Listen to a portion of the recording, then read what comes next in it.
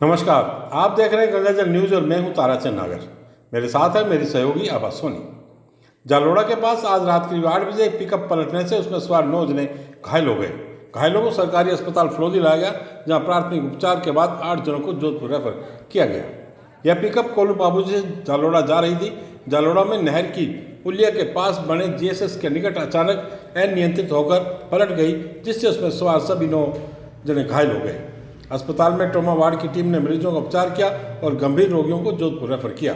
अस्थि रोग विशेषज्ञ डॉक्टर अभिषेक अग्रवाल ने बताया कि रेफर किए गए सभी घायलों को हेड इंजरी है। घायलों में 6 जने लोहवट के हैं, जिनमें अचलाराम पुत्र हरकाराम, सुनील पुत्र मोहन राम, महेश पुत्र सुगनाराम, मोतीराम पुत्र लिखवाराम, हरीश पुत्र गंगाराम, त्रिलोक पुत्र दुर्गाराम।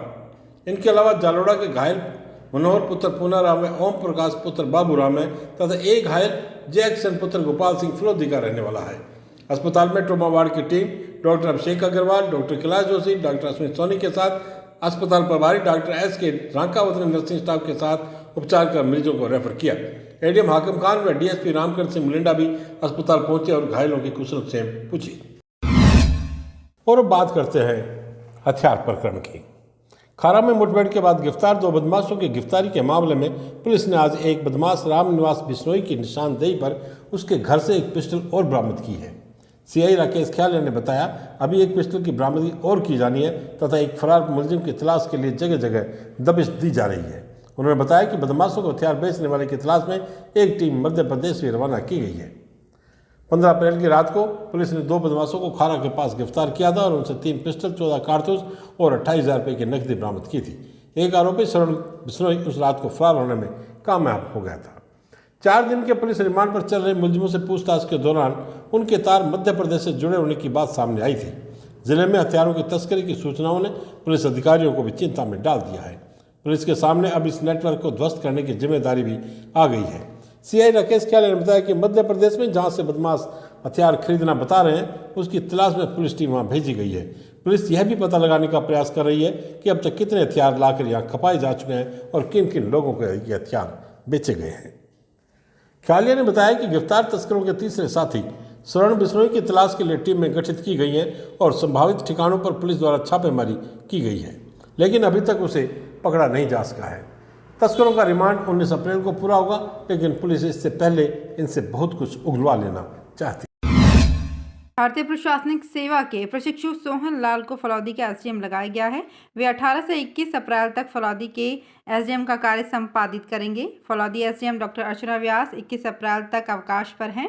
उन्होंने 18 से 21 अप्रैल तक आकस्मिक अवकाश स्वीकृत करवाने के साथ ही 14 से 21 अप्रैल तक मुख्यालय छोड़ने की कलेक्टर जोधपुर से अनुमति मांगी थी, ताकि वे राजकीय अवकाश के दिनों का उपभोग कर सकें। कलेक्टर ने उनके आवेदन को स्वीकृत करने के साथ ही प्रशिक्षु आईपीएस सोहन लाल को निर्देश दिए हैं कि वे डॉक्टर अर्चना व्यास के अवकाश काल में एसडीएम फलौदी का कार्य संपादित करेंगे। जीवनदायिनी मुख्य इंदिरा गांधी नहर में क्लोजर का असर फलौदी में दिखाई देने लगा है।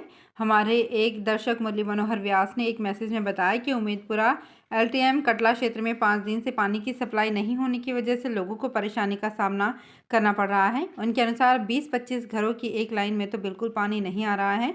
गर्मी में पानी की मांग वैसे भी बढ़ जाती है। क्लोजर के कारण वैसे भी एकांतरे पानी की सप्लाई की जा रही है। हमने पीएचईडी एक्सचेंज संजय माथुर को व्यास जी की शिकायत भिजवा दी है। उन्होंने सकारात्मक उत्तर देते हुए समस्या के समाधान का विश्वास दिलाया है। 22 वार्ड एलटीएम कटले के पास वाला ना, एलटीएम कटले के पास। आपके यहाँ पानी का क्या कैसे आ रहा है या पानी बिल्कुल नहीं आ रहा है। लोग बोल रहे हैं कि रात को जग के देखो, और रात को 1 बजे 2 बजे 3 बजे उठ के बैठते तो हमारी नींद भी खराब हो गई है, शरीर खराब हो रहा है।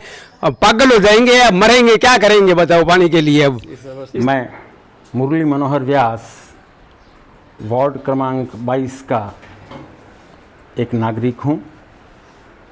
इस वीडियो के जरिए मैं जलदाय विभाग का ध्यान इस ओर आकर्षित करना चाहता हूं कि एक पर्टिकुलर मोहल्ले में उम्मेदपुरा में कुछ ही मकानों की जो लाइन फिटिंग है, वाटर लाइन फिटिंग है, उसमें संभवतया कुछ न कुछ खराबी है।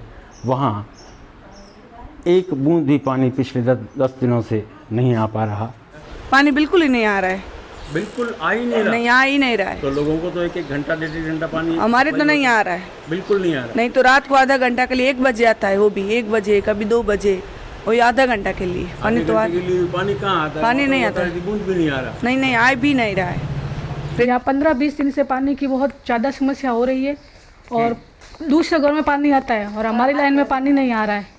पानी नहीं आने पर हमें बहुत सी तकलीफ होती है, दूसरों के घर पे जाकर पानी लाना पड़ता है। कभी पीने की पानी की समस्या भी हो रखी है यहाँ। समस्या भी हो रखी है पीने का, अदरवाइज हम ड्रम लेके आ जाए 20 रुपए वाला, पर नहाने के लिए धोने के लिए। चिकित्सा एवं स्वास्थ्य विभाग द्वारा 18 से 30 अप्रैल तक ब्लॉक स्तरीय स्वास्थ्य मेला लगाया जाएगा।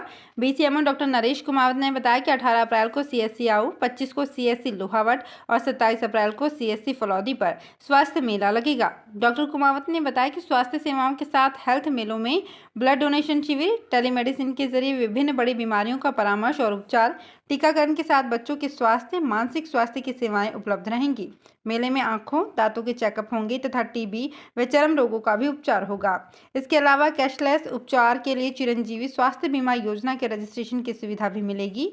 मेलों का समय सुबह 10 से 5 बजे तक रहेगा।